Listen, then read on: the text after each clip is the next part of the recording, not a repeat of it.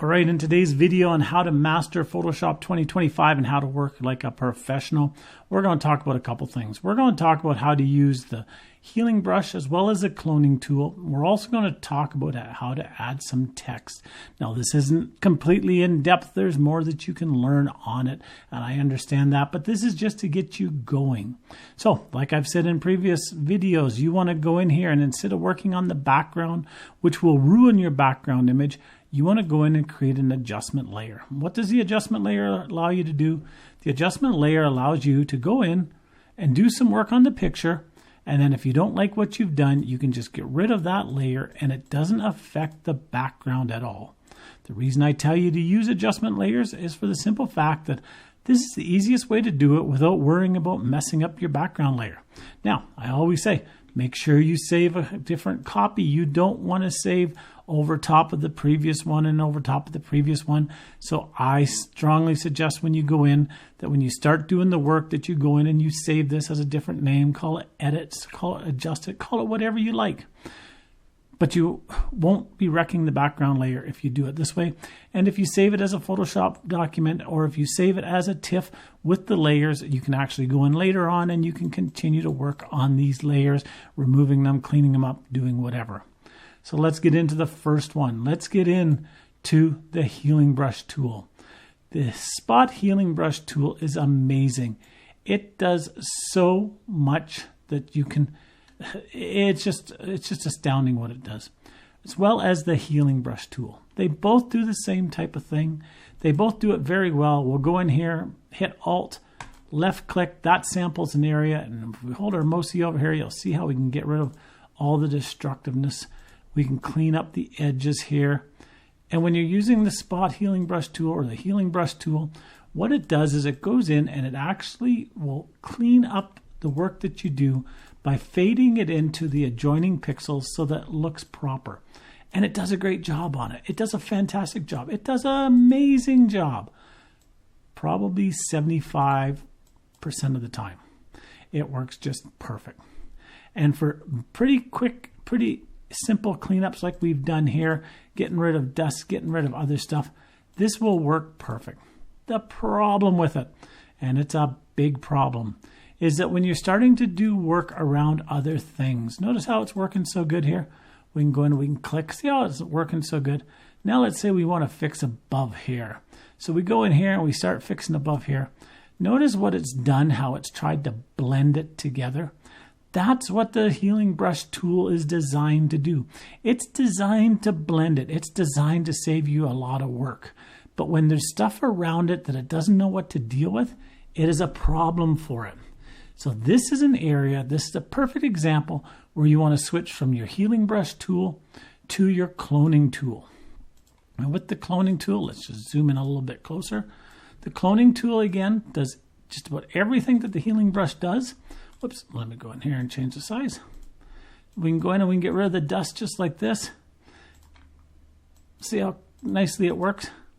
But what the cloning tool does not do is it does not try blending itself in with the surrounding pixels. Now that can create a problem, as you can see here, how it's a little bit darker. So you have to be a little bit more careful when you're working on it to make sure that you're getting the right blend. But when you get into areas like this, it also will not go in and try to blend with the stuff next to it. So it will not make this a big blurry mess like the healing brush tool did. So both tools have their purposes. Both tools work well for what they do. You just have to know what the difference is for them. And it's really not this or that situation. It's really using the tool that works the best. It's like having a hammer and having a screwdriver. You use a hammer for some things. You use a screwdriver for other things. You want to know what the difference is. You keep experimenting and see what works in what areas. I know what works in different areas. I know what I can use. I can use basically either tool for either thing and it will work really well. But there are benefits for different areas. There are drawbacks for other areas. So now let's go in and let's talk about what different tools we have within that one tool. So what different settings. So first of all, we have the size. And the size is how big of an area that you're working on. Notice the size up here. That's 371 pixels. I go down, and this is 36 pixels, much tinier, or anything in between, or even bigger. You want to work with an area that's suitable for what you're working on. Doing tiny little areas like this is going to take you forever. Doing giant areas where you're working like this is going to do too much. So you want to go in and sample a proper size brush. The hardness is how sharp the edges are when you're working.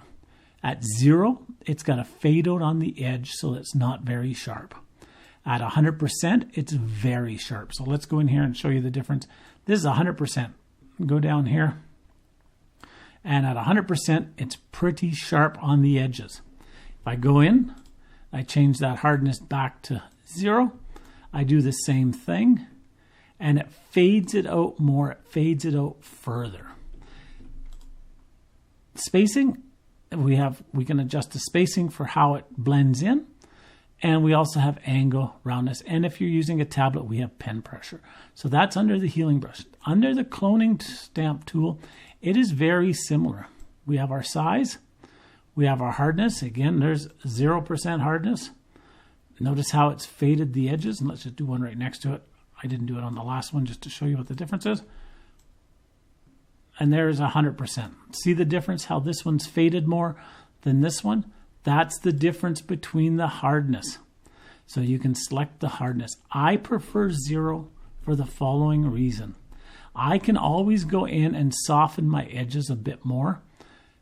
I can go in and sharpen my edges a bit more. Either one will work, but I find it is easier to work with a softer edge and make it sharper than it is to work with a really sharp edge and make it look softer. That's just my world. That's just how I do it. Different brushes that you can choose. We have a whole pile of different brushes that you can make your own brushes. I prefer a simple soft round for most of my repair work that I'm doing. So if we go in and we take a look, this is our adjustment layer. There's some of the work we did with those two tools. Very quick, very simple. This is the basis for doing just about all of your photo editing is with these two brushes. And this will get you most of your repairing and cleaning up. And this will get you going for just about anything where you need to fix an image. Now, I'm also going to toss in here how to add text, because this is a big question that people always have. Well, how do I go in and add text to my picture? Well, it's simple. You go in and you use the text tool, which is right here. You go in and select a box. You then type in your text that you want for this box, and you have your text. Now, please understand a couple things. Photoshop is not known for its great text handling skills. So if you're writing an entire document, I strongly suggest that you go in and find a different program to do it with, because it is really not designed for doing a lot of text. It's very simple, very basic, but it does work really well if you're trying to do something like adding a signature or adding some different text to it. But I would never, ever, ever consider doing an entire document in Photoshop. It's just not designed for that. So there's very basic. Again, you can click on it. There's your different scripts that you can use. You can choose from all different scripts. You can change how the script looks.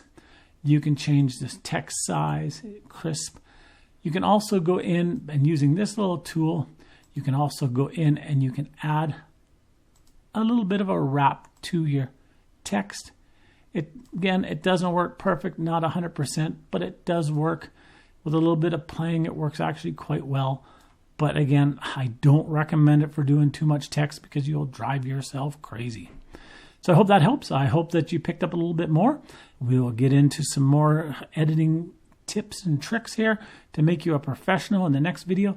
Put down below what you like to do to clean up your pictures, what tools you like to use, and we'll talk to you soon. Bye-bye now.